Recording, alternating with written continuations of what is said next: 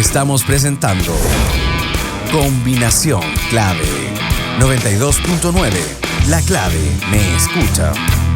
Empieza tu día con toda la energía natural de Marley Coffee, un café de grano orgánico molido al instante con leche descremada. Prueba el sabor de Marley Coffee en sus 12 exquisitas y variadas mezclas que te esperan para recargar tu día. Con Marley Coffee disfruta tu día con toda la onda. En Parque Met se cuenta contigo para ayudar a crear el futuro sustentable que necesita hoy el Parque Met. Por eso, clasifica tu basura. Si visitas Parque Met, acércate a uno de los 5 puntos limpios que encontrarás en distintos sectores de Parque Met y deposita ahí latas de aluminio, envases Tetra Pak y plásticos PET. Súmate e infórmate en parquemet.cl y en redes sociales @parquemetmimbo. Ya estamos con nuestra segunda entrevista de esta mañana con Marcela Monge. Ella es pediatra de la Red de Salud UC Christus. ¿Qué tal, Marcela? ¿Cómo estás? Hola, buenos días. ¿Cómo están? Bien, hay una nueva variante, digamos. No estoy hablando del COVID todavía. Ya, ok. Hay una nueva variante en la forma de vacunar que había sido pedida por varias personas durante mucho tiempo y que había cierta dosis de resistencia, Marcela, que tiene que ver con la vacunación a menores de edad, particularmente entre 6 y 12 años, con la dosis de Sinovac. ¿Qué sentido tenía, por ejemplo, no vacunarlos y cuáles son los riesgos que tiene el vacunarlos a las personas tan pequeñas? De acuerdo. Esta es una controversia que no se ha generado solo a nivel nacional, sino también mucho a nivel internacional, con muchas publicaciones con pro y contra, y como todo en la medicina, siempre hay que poner en la balanza. Efectivamente, los niños no son el grupo, y lo sabemos, que se ha afectado más, ni en letalidad, ni en morbilidad.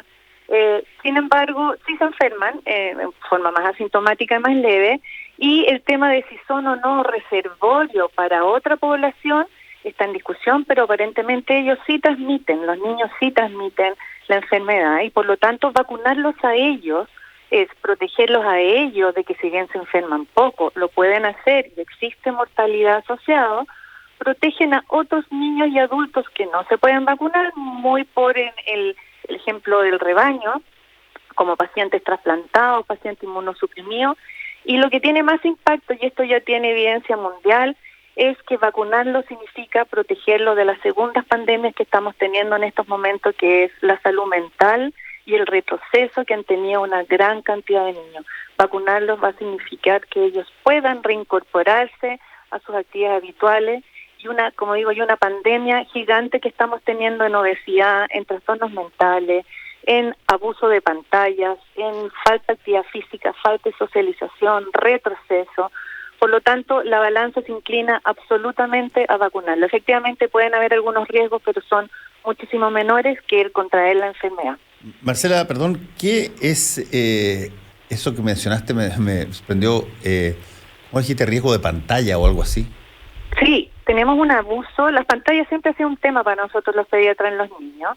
Los niños ahora están expuestos a pantallas de edades muy precoces, y resulta que con la pandemia los obligamos a sentarse mucho más a las pantallas por razones obvias. Estamos hablando de pantallas de televisión, pantalla de computador. Televisión, de todo computador, teléfono. Nosotros siempre la recomendación mundial era que los niños podían estar 1 o 2 horas en total de pantallas al día, y con pandemia, por supuesto, esto creció muchísimo, no solo por el colegio, sino porque además, como forma de entretención, muchas veces no teníamos otras opciones.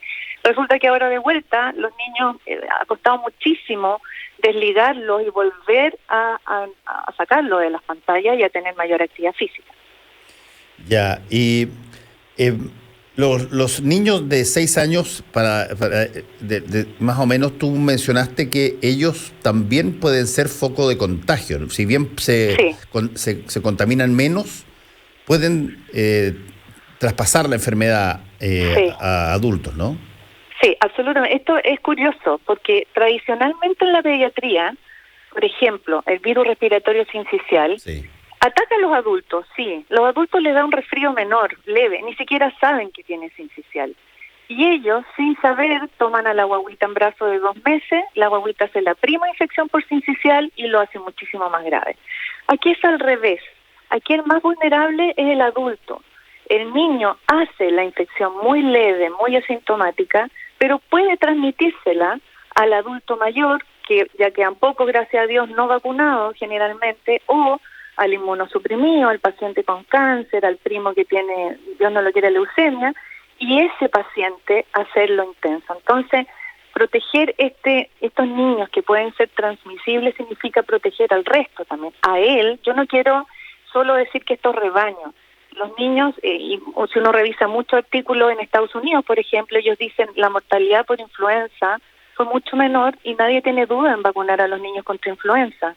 La mortalidad por coronavirus baja, pero es mayor que por influenza y estamos dudando en vacunar con los niños con coronavirus. Entonces empiezan a salir todos esos argumentos que hacen que la balanza se incluya absolutamente a vacunar a nuestros niños menores. Estamos conversando con Marcela Monge, pediatra de la Red de Salud UC Christus. Marcela, ¿cuáles son las objeciones que se colocan para que niños de esta edad, entre 6 y 12 años, puedan ser vacunados? Las objeciones principales que han surgido a nivel mundial son básicamente tres.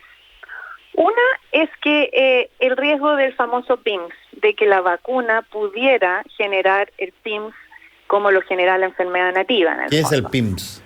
El PIMS, este síndrome inflamatorio sistémico, que es una complicación post-coronavirus visto en los niños, que 3 a 6 semanas después de tener la infección por coronavirus, que puede ser asintomática, o sea, el niño no darse cuenta, empiezan una enfermedad caracterizada por fiebre y mucha inflamación, ojo rojo, lesiones en la piel, y que el gran riesgo que puede traer problemas cardiovasculares. Entonces, el PIMS, que es en el fondo lo más grave que le puede ocurrir a un niño, además de la mortalidad, obviamente, el gran susto era que la vacuna pudiera gatillar, o que desconociéramos que pudiera gatillar. Ese era uno de los grandes puntos de detracción de la vacuna. Sin embargo, se sabe, como muchas otras vacunas, que el riesgo de hacer PIMS en un niño con COVID es muchísimo mayor que hacer PIMS por la vacuna COVID, que no se ha demostrado todavía que eso ocurra. Eso es lo primero. El segundo punto para los detractores de las vacunas era que la enfermedad era leve. Y si era leve, ¿para qué ocupar vacunas? Habiendo tanta necesidad en otras poblaciones de vacunar a los grupos de riesgo, ¿para qué ocupar vacunas en niños que tenían enfermedad leve? Sin embargo, se sabe de que, como hablábamos, los niños pueden, a pesar de lo leve, transmitirlo a los grupos de riesgo, por lo tanto debe ser un grupo importante vacunar. Y lo que decía yo, por razones económicas, hay poblaciones en este mundo que todavía no han podido vacunar a sus adultos mayores, y tenemos otros como nosotros que estamos vacunando a los niños, que son un grupo de bajo riesgo, entonces ¿por qué ocupar esos recursos? Sin embargo, nuevamente digo que el PIMS no se ha demostrado que venga más por la vacuna que por la enfermedad. Y el tema de que la vacuna debería alcanzar para todo, deberíamos vacunar a nuestros adultos mayores y secundariamente a los niños, secundariamente para proteger a nuestros adultos. Sí, hay un otro punto que te quería preguntar, Marcela, que bueno, lo viví experimentalmente hace una semana y media, que fue cuando me puse el refuerzo, que se llama, la tercera dosis, que las dos primeras fueron Sinovac y esta fue AstraZeneca. Uh-huh. Y yo normalmente es muy raro que algo me duela o algo me sienta mal, digamos, y cuando me pasa eso, me duele la cabeza o me duele el estómago, bueno, algo realmente serio está pasando porque yo soy en ese aspecto muy difícil de enfermar. Uh-huh. Pero te tengo que confesar que pasé 3 días o 3 días y medio después de la AstraZeneca que pasé pésimo. Y por lo tanto, la pregunta es, ¿los niños también tienen ese tipo o pueden sufrir ese tipo de reacción hasta que se instala la vacuna y finalmente genera su proceso inmunitario?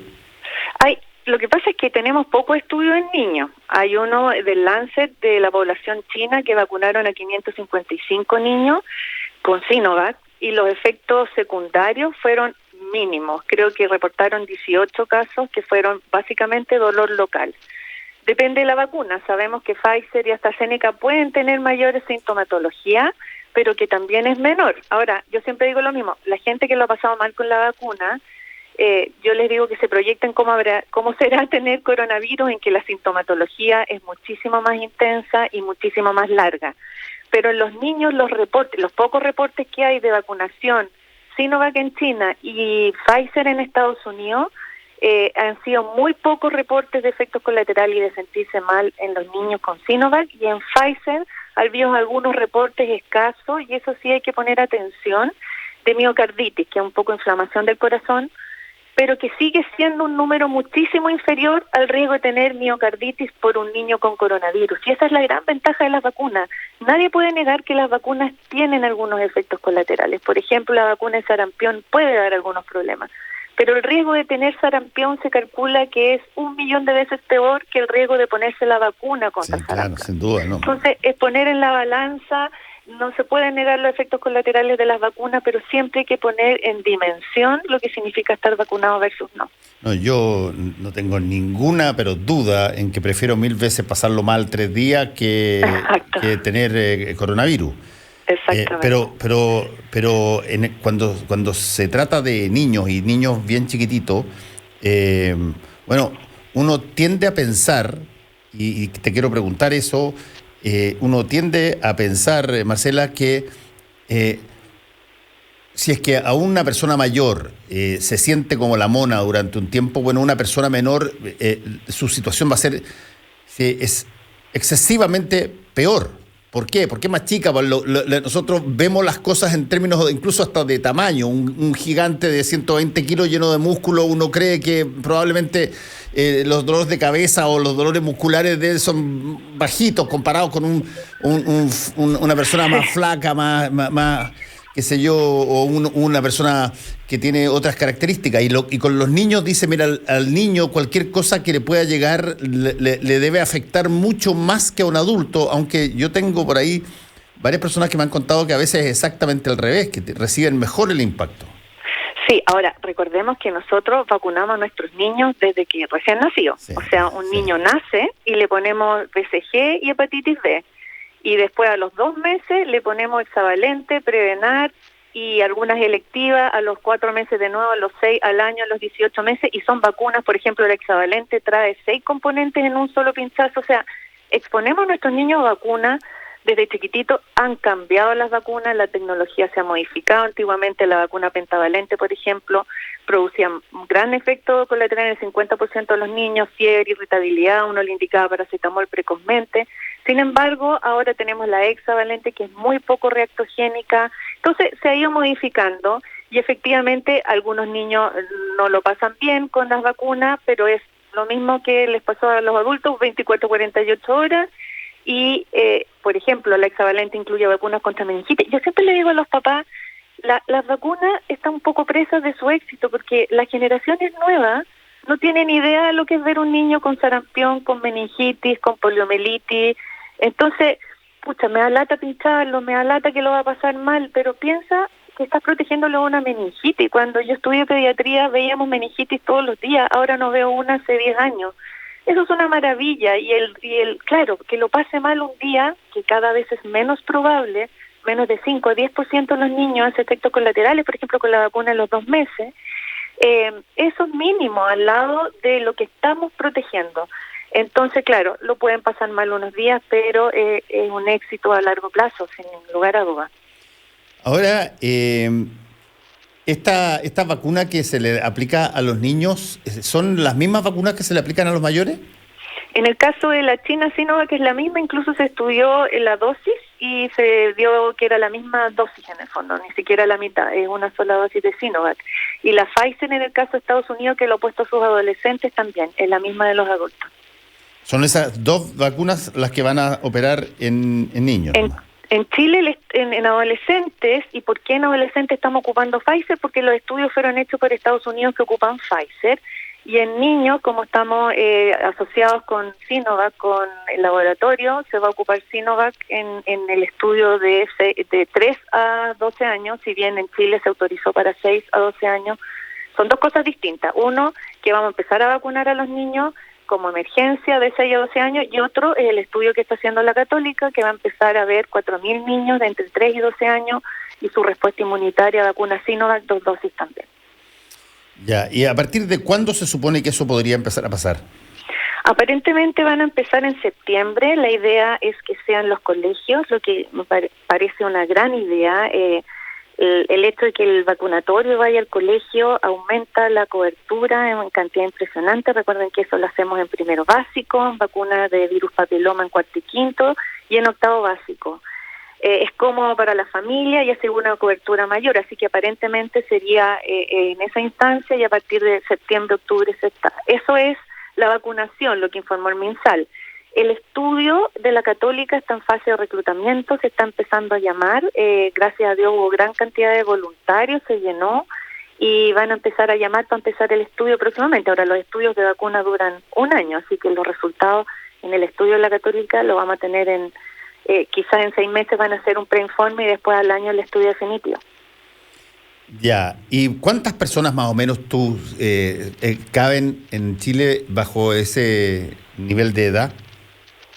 ¿En la población? Sí, en la población. Porque el estudio de la Católica es 4.000 niños, pero la población menor de 18 años tendría que revisarlo, son algunos millones, no sé, lo voy a revisar exactamente para ver la población a abordar con la vacuna de Sinovac en los colegios, que sería en el fondo de primero básico a 12, o sea, séptimo básico.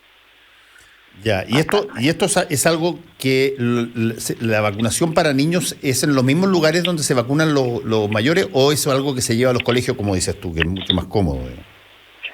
El plan sí. Todavía no está definido, pero la idea es hacerlo en los colegios, es ir a los colegios. Ese es el plan inicial, porque la población de 6 a 12 años, la que va desde primero básico, asiste a los colegios, están volviendo a los colegios, así que sería para lograr una mejor cobertura.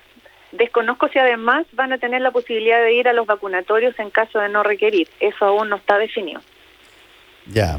Y en términos de la forma de aplicarla es idéntica, es idéntica, sí. Obviamente que en el estudio hay 2 grupos. Pues hay grupo control, de eso se trata el estudio, y hay un grupo placebo. Entonces, el grupo placebo doble ciego significa que ni el paciente ni el personal que realiza la inoculación sabe si le está poniendo vacuna o placebo. Solo sabe, ni siquiera el investigador lo sabe. Y así se permite estudiar la respuesta a la vacuna, la eficacia de la vacuna, la seguridad de la vacuna, los efectos colaterales de la vacuna. En eso consiste el estudio. Pero si toca la vacuna, es la misma dosis y separada por 1 mes también. Ya, ahora, y esta ya la pregunta de buscarle la quinta pata al gato, ¿no? Pero estamos simultáneamente con típicas vacunas temporales que se hacen.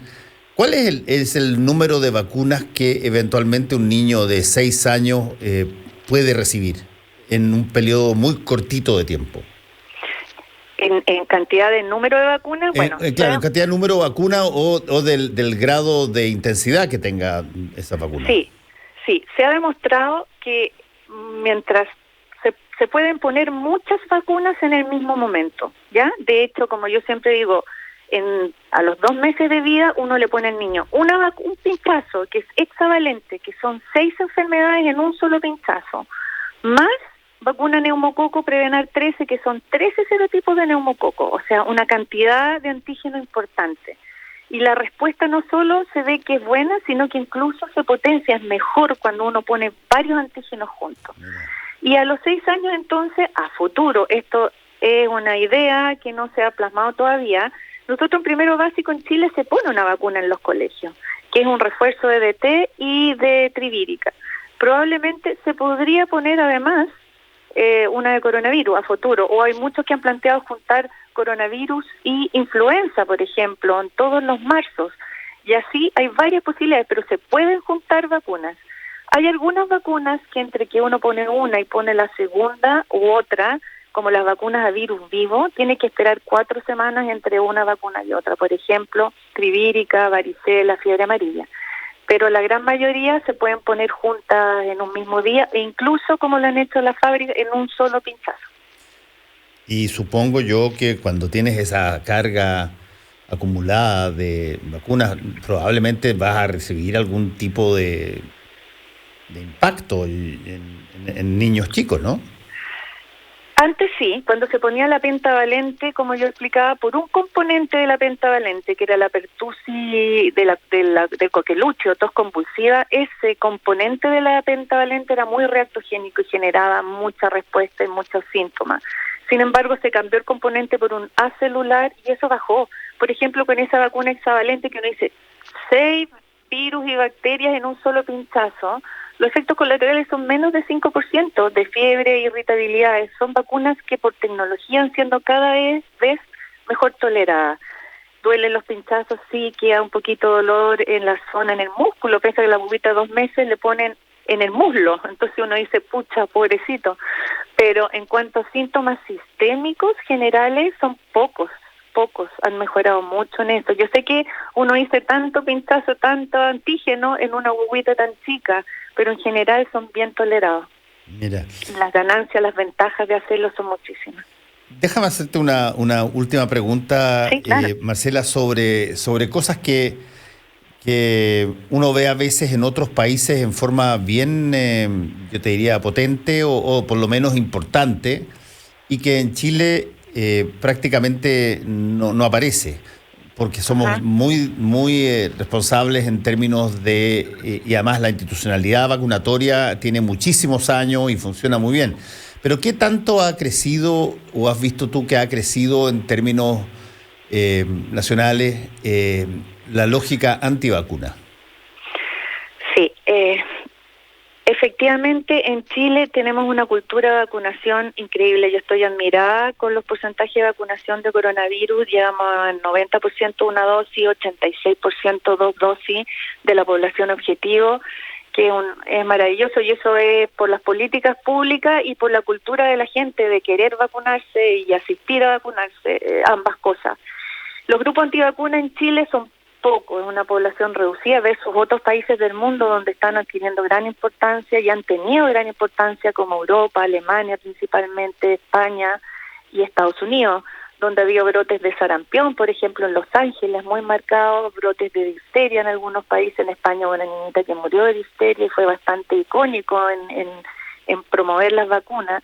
Y así, varias cosas. En Chile es un grupo reducido, con poco impacto hasta el momento, a pesar de las campañas por redes sociales, y yo creo que se debe a eso, a la cultura de vacunación que tenemos en este país. No por eso no tenemos que estar atentos, a informar a la gente, a ser transparente, como decía yo, en que las vacunas tienen sus riesgos, pero son mínimos al lado de las ventajas. Y como yo decía, las vacunas son presas de su propio éxito. Yo creo que hay gente que no tiene idea de lo que, o dicen, y yo sobreviví sin vacuna, pero tú eres un sobreviviente. La mortalidad infantil en la era prevacuna era 30 veces la mortalidad infantil que tenemos ahora, y eso, claro, esas personas no tienen recuerdos de eso.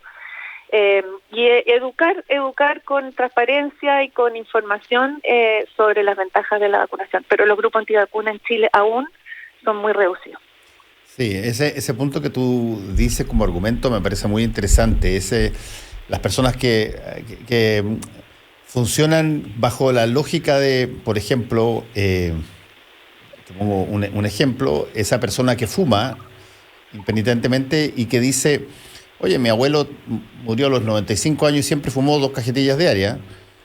Sí. Claro, el buscar esa excepción que te provea el que a ti vas a tener exactamente la misma conducta, es un arma cargada que te pones en la cabeza, digamos. Porque efectivamente tú eres puedes terminar siendo sobreviviente, pero lo que no significa de que represente al resto de las personas que se pusieron exactamente, una norma mayoritaria. Es que en ciencia los casos individuales no sirven. La gente habla mucho de casos anecdóticos y, claro, por esa persona 95 que fumó toda su vida, yo le puedo contar de 30 que se murieron a los 40 un infarto por fumar. Entonces, lo que hay que tener es casos controles. O sea, no sé, 200 personas que fuman, 200 personas que no fuman, el riesgo de cáncer, el riesgo de infarto, y en eso la evidencia es aplastante en contra del cigarro. Entonces, casos anecdóticos hay para ambos lados, pero eso no sirve. Sí. La otra variable que es que también en Chile, me imagino, a veces se toma en cuenta y adquiere de pronto cierto volumen, es no que no se vacunen los niños, sino que hay una genuina, esto, Marcela, no es en mala onda, es genuina temor de los padres de que algo le pueda pasar a los hijos, y la forma y la resistencia a vacunarlos con cosas particularmente con vacunas que acaban de aparecer o que están recién haciéndose y que escuchan que tienen algún grado de contraindicaciones o tienen algunos efectos posteriores. No, digo, mira, no prefiero abstenerme en esto. Dice, porque es un acto de protección al hijo, no es una cosa ideológica o una cosa fanática, digamos. Sí, yo lo entiendo porque lo he escuchado con vacunas antiguas. O sea, me niego a que le pongan la vacuna de papiloma a mi hija porque quiero esperar que la ciencia demuestre que nos sirve. Bueno, la vacuna de papiloma completó los 10 años de estudio. Es una vacuna contra el cáncer que la van a poner al colegio, que vale 100.000 pesos la dosis, la están poniendo gratis. Entonces, a mí me costaba entender, pero me pongo en el lugar de los papás. Y más aún ahora que me dicen, pucha, que yo me exponga a una vacuna desconocida, lo puedo entender, pero exponer a mi guagua, a mi niño chico. Pero bueno, la vacuna de Sinovac es una técnica usada, y yo sé que lo han dicho varias veces, pero es así, es una vacuna que se ha usado, la técnica, la plataforma, se ha usado históricamente, vacuna influenza, todos los años y otra más. Y la vacuna de Pfizer, efectivamente, con ARN para los adolescentes, es más nueva. No es que no se haya estudiado, se había estudiado, no se había aplicado, pero se había estudiado para otras enfermedades, como rabia, zika, citomegalovirus y otras enfermedades. Pero efectivamente no se había aplicado y rápidamente se desarrolló. Pero yo siempre les digo, nunca en la historia de la humanidad había habido tantos voluntarios, tanta plata invertida, tanta tecnología invertida para que los tiempos se redujeran de 10 a 2 años por la emergencia que estábamos viviendo. O sea, no es que se hicieron pocos estudios, se concentró todo, se hizo todo, hubo una comunión mundial científica de voluntarios, de tecnología, de plata, de millones invertidos para lograr que la vacuna saliera. Efectivamente se ha aprobado de emergencia, sí, pero los pocos estudios que hay hasta ahora han demostrado una muy buena seguridad, sobre todo de Sinovac, lo reportado por China, y de Pfizer también. Hay que estar atento a lo de la miocarditis, pero muy escaso aún. Entonces, versus el riesgo de tener coronavirus, más que el niño, que insisto que le da leve, el riesgo de tener este síndrome inflamatorio posterior, y el riesgo de transmitírselo a su núcleo más cercano y a su comunidad. Si esto, nuevamente, como lo han dicho muchas veces, esto es una cosa también de solidaridad. Marcela Monge, pediatra de la Red de Salud UC Christus, muchas gracias por este contacto con Combinación Clave, que te vaya muy bien. No, muchas gracias a ustedes, que estén muy bien. Chao, adiós. Porque la información, opinión y debate son una combinación clave. Escuchas a Fernando Pausen por la 92.9 en Santiago. La Clave me escucha.